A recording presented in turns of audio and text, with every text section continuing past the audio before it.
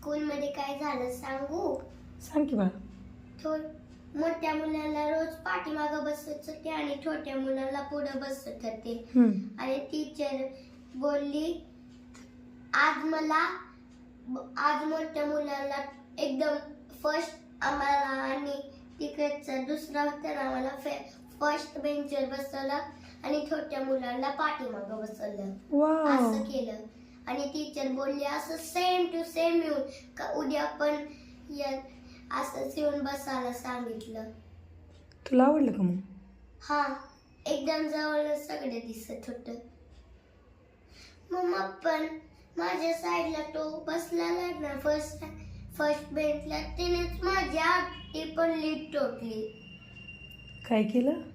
तो माझ्या साईडला अनुराग फर्स्ट बेंचला बसलेला ना त्याने पण लीडच तोडली माझी.